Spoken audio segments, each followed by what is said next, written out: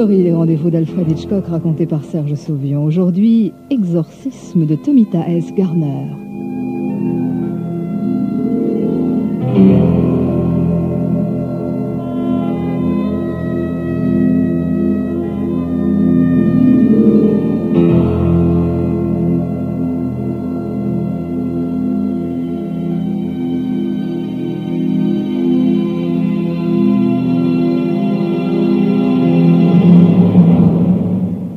La brochure de l'agence de voyage annonçait « Votre seconde lune de miel ». Mais pour Lisa Maxon, ce voyage avait été un fiasco total. Et pour couronner le tout, lors de leur dernière nuit dans l'île, elle avait fait un horrible cauchemar. Jordan et elle s'apprêtaient à quitter l'île. Ils étaient installés dans un vieux taxi déglingué qui se dirigeait en cahotant vers la jetée. Au loin, dans le paysage tropical à la Gauguin, on voyait la masse imposante du navire qui se profilait à travers un rideau d'arbres aux fleurs écarlates. Ils étaient en avance. Le taxi passa devant un ensemble ravissant de boutiques au toit de chaume. Et Lisa s'exclama « Regarde, Jordan, nous ne sommes jamais venus ici. » Jordan ordonna au chauffeur de s'arrêter et tendit à sa jeune femme un billet de $20. « Va donc faire un dernier achat, ma chérie. On se retrouve au bateau dans un quart d'heure, d'accord? C'est à 2 pas d'ici. »« Tu ne viens pas avec moi, Jordan ?»« C'est impossible, Lisa, voyons. Qui te dit que le chauffeur ne va pas disparaître avec nos valises ?» Lisa descendit du taxi et s'engouffra dans la première échoppe, une délicieuse petite maison de poupée. Elle y découvrit avec ravissement un vaste choix de colliers de coquillages aux couleurs irisées et ne put s'empêcher d'en acheter plusieurs.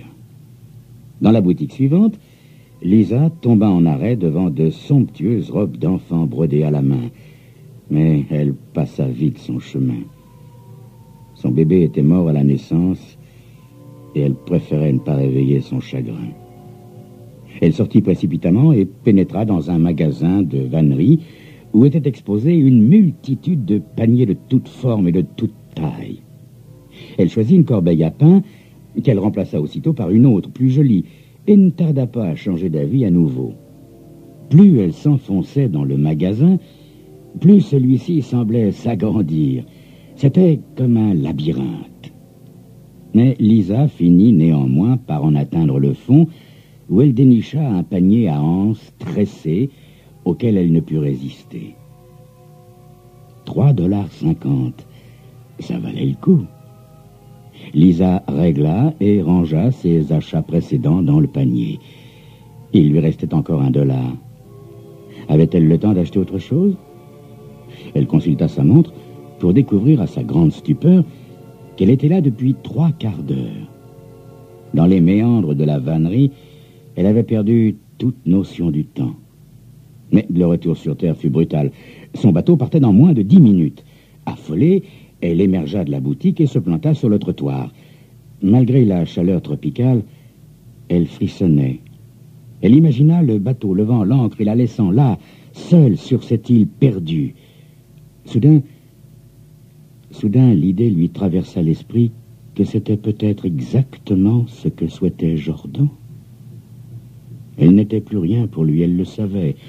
Elle n'était plus rien, puisqu'elle ne pouvait pas lui donner d'enfant. Une vieille guimbarde s'arrêta brusquement devant elle. « Taxi, madame !» Elle sauta dans le taxi et dit « Au port, s'il vous plaît, vite !» Elle triturait nerveusement son billet de $1. Heureusement qu'elle ne l'avait pas dépensé. Elle regardait le paysage défiler et elle s'aperçut que la végétation était maintenant toute desséchée. Les rares palmiers pendaient lamentablement, comme s'ils avaient succombé à l'attaque d'insectes malfaisants. Le taxi s'arrêta à l'embarcadère.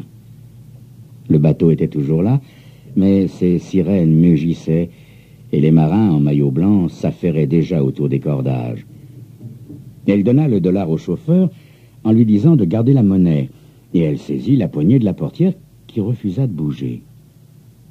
Le chauffeur se retourna, le visage luisant de sueur, ses dents blanches et régulières alignées comme de grands dominos d'ivoire. Non, madame, $1, c'est pas assez. Il y a $17 au compteur. Mais c'est absurde, voyons. On n'a même pas fait 1 kilomètre. Vous n'avez pas arrêté le compteur quand vous m'avez chargé, c'est tout. Et elle attrapa la poignée, qui refusa à nouveau de fonctionner. Madame, donnez-moi mon argent, s'il vous plaît. Mais je n'ai pas cette somme sur moi, monsieur. Laissez-moi sortir ou j'appelle la police. Il n'y a pas de police ici, madame. Écoutez, monsieur, je vais aller demander l'argent à mon mari. C'est la seule solution, n'est-ce pas? Vous revenez avec votre mari, madame? Oui. Lisa était prête à jurer n'importe quoi pour échapper à ce fou dangereux. L'homme se retourna vers la banquette arrière et brusquement s'empara du panier qu'il déposa à côté de lui. Ensuite, il ouvrit la portière. « Je garde le panier, madame, comme ça vous n'oublierez pas de revenir avec le monsieur. » Lisa descendit d'un bond et pensa « C'est ça, garde tout, le panier et les colliers, et va au diable. » Elle se dirigea en toute hâte vers le navire, mais se figea soudain sur place.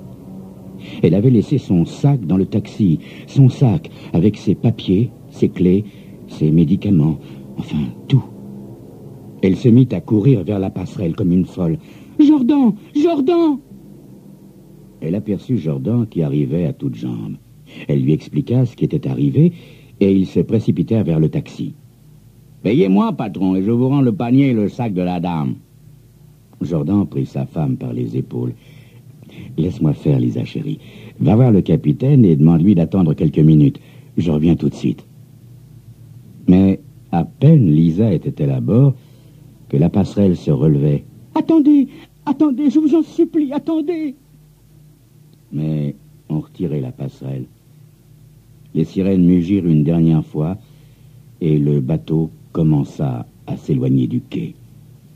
Alors, se retournant vers la jetée, elle aperçut avec horreur que le taxi avait disparu, et Jordan avec. Seul témoin de l'aventure, le petit panier avait été abandonné sur le bitume.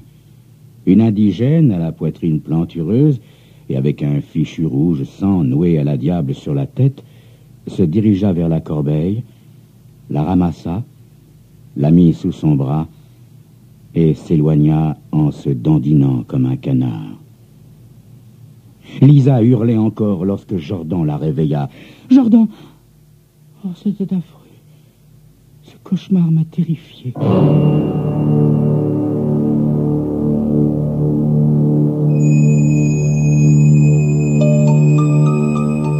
Cauchemar ou prémonition. C'est ce que vous saurez dans quelques instants.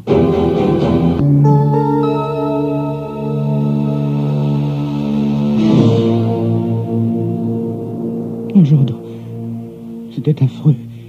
Ce cauchemar m'a terrifié. Et elle raconta son rêve dans les moindres détails. Quand elle en arriva à la disparition du taxi et de son mari, des larmes coulaient sur ses joues. J'étais terrorisé parce que je te perdais, Jordan. Voyons, Lisa, je suis un grand garçon. J'ai pas l'intention de disparaître comme ça. Je sais, mon chéri. Mais s'il devait arriver quoi que ce soit, je me tuerais. Lisa, il ne m'arrivera rien, rassure-toi. Et à toi non plus. Arrête de te faire des idées. Bon, si on dormait maintenant, hein? Il éteignit la lumière, lui tourna le dos et s'endormit rapidement. Le lendemain matin, à l'heure du départ, un taxi, appelé par le portier, les attendait devant l'hôtel. Le chauffeur entassa une partie de leur bagage dans le coffre de son véhicule délabré et arrima le reste sur la galerie branlante avec une corde effilochée. Se rappelant son rêve, Lisa sentit une pointe d'angoisse la saisir. Mais elle se dit que les taxis de l'île étaient tous plus déglingués les uns que les autres. Quant aux bagages, c'était la coutume ici de les traiter de cette façon. Elle se carra tant bien que mal sur ce qui avait été autrefois une banquette de cuir. Mais à mesure qu'ils avançaient, elle se sentait de plus en plus mal à l'aise, sans vraiment comprendre pourquoi. La route sinueuse, les maisons au stuc fané, les bruits et les odeurs Tout était différent de ce qu'elle avait perçu dans son rêve. Seuls les arbres en fleurs et le paysage à la Gauguin lui semblèrent familiers. Elle ne tarda pas à apercevoir le navire. C'est alors qu'une rangée de boutiques de cadeaux, au toit de chaume, se dressa devant eux. Elle décida de fermer les yeux jusqu'à ce que le taxi les eût dépassés, mais le chauffeur, manifestement habitué à ce que les clients lui demandent de faire halte, se mit à ralentir. « Regarde, Jordan, nous ne sommes jamais venus ici. » Comme dans son rêve, son mari ordonna au chauffeur de s'arrêter. « Lisa, chérie, comme tu as été souffrante toute la semaine, nous n'avons presque rien dépensé. Alors va vite, va. Mais il faudra faire vite, hein, le bateau part dans 35 minutes. » « Parce que tu viens avec moi, Jordan ?»« Mais bien sûr, chérie. » »« Mais voyons, Jordan, c'est impossible si le chauffeur s'envolait avec les bagages. » Lisa, chérie, pourquoi toujours imaginer le pire? Enfin, comme tu veux. Bien, alors, on se retrouve à l'embarcadère, hein? Tiens, voilà, $10. Ne sois pas en retard, hein? Ces bateaux partent à l'heure, tu sais. Lisa regarda le taxi s'éloigner et entra dans la première boutique où elle fut presque déçue de ne trouver que quelques sculptures en bois passées à la cire. Elle s'apprêtait à tourner les talons quand le propriétaire, un vieux noir avec de drôles de lunettes, lui présenta un plateau couvert de colliers. Elle choisit 3 beaux colliers multicolores qu'elle paya sur le champ. Elle sortit et se dirigea vers la dernière échoppe dont l'enseigne aux couleurs vives avait attiré son attention. C'était un magasin beaucoup moins impressionnant que celui de son rêve, enfin, de son cauchemar. Ce magasin ne comportait qu'une minuscule pièce avec une porte donnant sur une arrière-cour misérable. Ni client, ni vendeur dans la boutique sombre où flottait une odeur de moisi. Mais Lisa sentait confusément qu'elle devait trouver le panier, celui-là même dont elle avait rêvé. Elle retourna littéralement les étagères, soulevant des nuages de poussière et s'empêtrant dans des toiles d'araignée, mais son panier n'était pas là. Elle trouva pourtant quelque chose d'approchant. Elle s'en empara. C'était le même prix que dans son cauchemar. La vendeuse s'approcha. « On peut ajouter une once si vous voulez, madame. Ça coûtera $1 de plus. » Lisa accepta. L'opération prit plus de 5 minutes, mais Lisa ne broncha pas. Elle se sentait comme obligée de vivre son cauchemar d'aussi près que possible. Quand elle sortit du magasin, elle n'avait plus le temps de se rendre à pied à l'embarcadère. Soudain, un antique taxi qui rôdait dans les parages stoppa devant elle. Elle sauta dedans et ordonna au chauffeur, un colosse noir coiffé d'un chapeau crasseux, de foncer au port. Elle s'installa sur le siège recouvert de plastique et, extrayant de son sac son dernier $, se mit à plier et déplier nerveusement le billet dans ses mains moites. Pourquoi n'avait-elle pas pris davantage d'argent? Bah, $1 suffira, pensa-t-elle. Pendant tout le trajet, elle détourna les yeux du compteur et se concentra sur le paysage pour constater sans surprise qu'il n'y avait aucun palmier rabougré au bord de la route, pour la bonne raison qu'il n'y avait pas de palmier du tout. La végétation était aussi colorée et luxuriante que partout ailleurs dans l'île. Le chauffeur immobilisa son véhicule à l'entrée du quai et, se tournant vers elle, désigna le bateau du doigt. Lorsqu'il ôta son chapeau pour lui adresser un sourire, elle frémit devant les grandes dents blanches régulières, alignées comme des dominos. Lisa se mit à hurler. « Laissez-moi sortir! Je vous en supplie, laissez-moi sortir !» Le chauffeur arrêta le compteur et le contempla en silence quelques instants. Lisa jeta alors son billet de $1 sur le siège avant et, agrippant son panier et son sac, plongea vers la portière.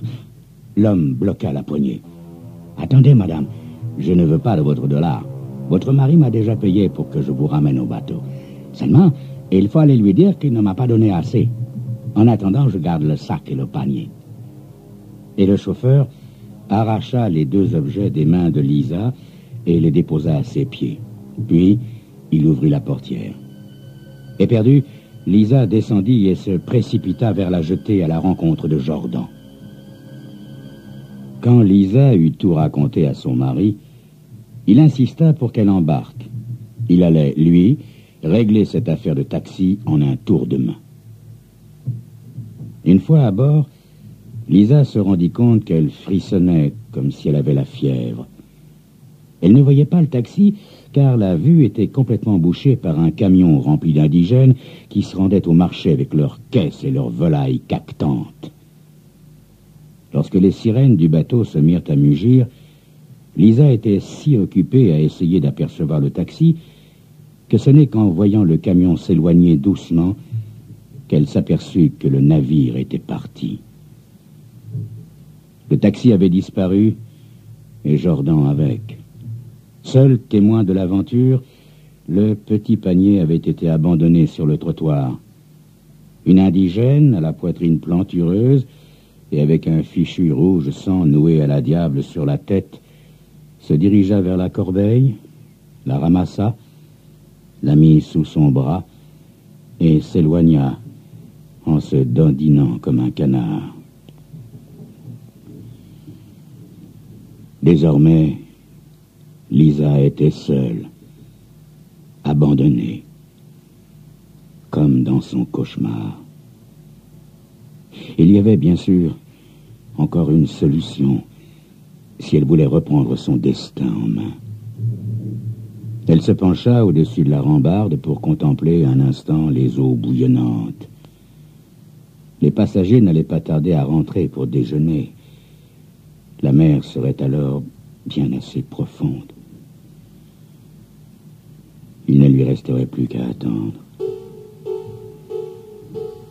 Dans le taxi qui filait vers l'aéroport, Jordan Maxon se laissa aller contre la banquette déchirée, regrettant toutes ces années qu'il avait gâchées avec Lisa.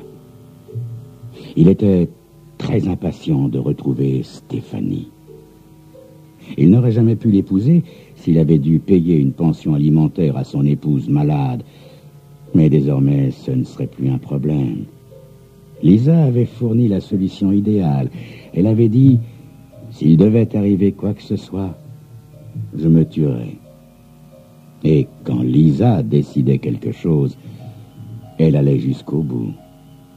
Et seule, sur le bateau, terrifiée par la disparition de son mari, elle mettrait vraisemblablement sa menace à exécution. Ça ne faisait pas l'ombre d'un doute. Le taxi stoppa devant la modeste aérogare. Le chauffeur ouvrit la portière.